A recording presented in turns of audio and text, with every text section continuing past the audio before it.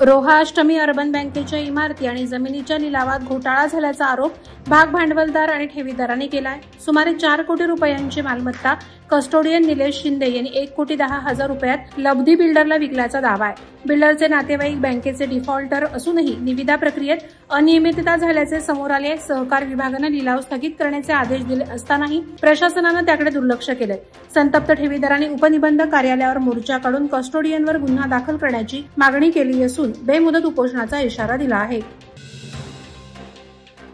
शिवसेनेच्या आपल्या दारी उपक्रमांतर्गत शासनाच्या विविध योजनांचा लाभ देण्यासाठी इंदापूर येथे श्री हनुमान आणि श्री गणेश मंदिर सभागृहात लाभ वितरण कार्यक्रम आयोजित करण्यात आला होता। महाराष्ट्र इमारत आणि इतर बांधकाम कामगार कल्याणकारी मंडळाच्या माध्यमातून गरीब कष्टकरी महिलांना साहित्य देण्यात येणार होतं। पनवेलपर्यंत जाता न आल्याने युवा सेना जिल्हा प्रमुख विपुल उभारे यांनी नामदार भरतशेठ गोगावले यांच्या मार्गदर्शनाखाली हा कार्यक्रम इंदापूर येथे घेतला। मात्र राष्ट्रवादीच्या नेत्यांनी राजकीय दबाव आणून कार्यक्रमात अडथळा निर्माण केल्याचा आरोप विपुल उभारे यांनी केला। लोकनेते रामशेठ ठाकूर यांच्या मार्गदर्शनाखाली आणि आमदार प्रशांत ठाकूर यांच्या नेतृत्वाखाली श्री रामशेठ ठाकूर सामाजिक विकास मंडळ आणि मुंबई मराठी पत्रकार संघ यांच्या संयुक्त विद्यमाने 25वी राज्यस्तरीय आणि रायगड जिल्हास्तरीय दिवाळी अंक स्पर्धा आयोजित करण्यात आली। महाराष्ट्राच्या सांस्कृतिक परंपरेचा भाग असलेल्या दिवाळी अंकांच्या दर्जेदार निर्मितीस प्रोत्साहन देण्यासाठी मंडळ दरवर्षी ही स्पर्धा घेतली जाते। यंदा स्पर्धेच्या रौप्य महोत्सवी वर्षानिमित्त पहिल्या क्रमांकास 1 लाख, दुसऱ्यास 50,000, तिसऱ्यास 30,000 रुपये अशी बक्षिसं ठेवली आहे। पेणमधील मराठा समाज भवनाच्या पहिल्या मजल्याचे उद्घाटन खासदार धैर्यशील पाटील आणि JSW foundation CSR head Sudhir Telang यांच्या हस्ते पार पडला। मराठा समाजाची वार्षिक सर्वसाधारण सभा मराठा समाज भवन येथे आयोजित करण्यात आली होती। यावेळी खासदार धैर्यशील पाटील यांचा जाहीर सत्कार करण्यात आला। पेण तालुका मराठा समाजाने माझा सत्कार केला, परंतु मी समजतो मला आशीर्वाद दिला। पुढील काळात समाज बांधवांसह हातात हात धरून समाजाच्या उन्नतीसाठी प्रयत्न करू, असे खासदार धैर्यशील पाटील यांनी सांगितलं। रायगड जिल्ह्यातील कर्जत तालुक्यात आधार नोंदणी आणि अद्ययावत केंद्रांच्या वाटप प्रक्रियेवर वादाचं सावट निर्माण झालंय। जिल्हाधिकारी कार्यालयानं जाहीर केलेल्या पात्र अर्जदारांच्या यादीत शासनाच्या नियमांचं उल्लंघन झाल्याचे आरोप समोर आलेत। शासनानुसार एकाच कुटुंबातील 2 व्यक्तींना अर्जाची परवानगी नसतानाही मनोज आणि सतीश मारुती भोईर या सख्या भावांना पात्र ठरवण्यात आलं।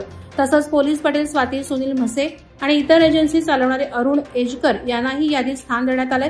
दरम्यान दिव्यांग अर्जदार महेश रमेश कांबरे यांना प्राधान्य न दिल्याने संताप व्यक्त होत असून अर्जदारांनी सखोल चौकशी आणि कारवाईची मागणी केली आहे। कोल्हारे ग्रामपंचायतीतील अनियमितता आणि भ्रष्टाचार विरोधात आवाज उठवणारे सदस्य विजय रामचंद्र हजारे यांनी पत्रकार परिषदेत ग्रामपंचायतीतील गैरव्यवहारांचा पर्दाफाश केला।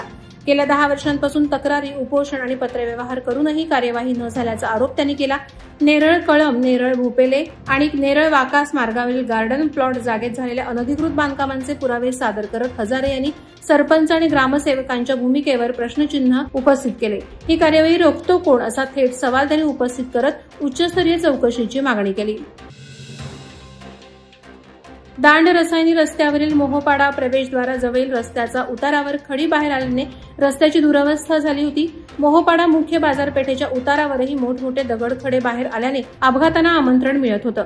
याबाबत महाराष्ट्र राज्य पत्रकार संघाचे जिल्हाध्यक्ष राकेश खराडे यांनी पत्रकारांसमवेत सार्वजनिक बांधकाम विभागाला निवेदन देऊन रस्त्यांची परिस्थिती न सुधारल्यास पत्रकार रस्त्यावर उतरतील असा इशारा दिला होता। यावर सार्वजनिक बांधकाम विभागानं मोहोपाडा ते रीस रस्त्यांचे डांबरीकरण केले। याबाबत पत्रकारांचे कौतुक होत आहे। वादळवारा लाईव्हसाठी न्यूज ब्युरो, रायगड।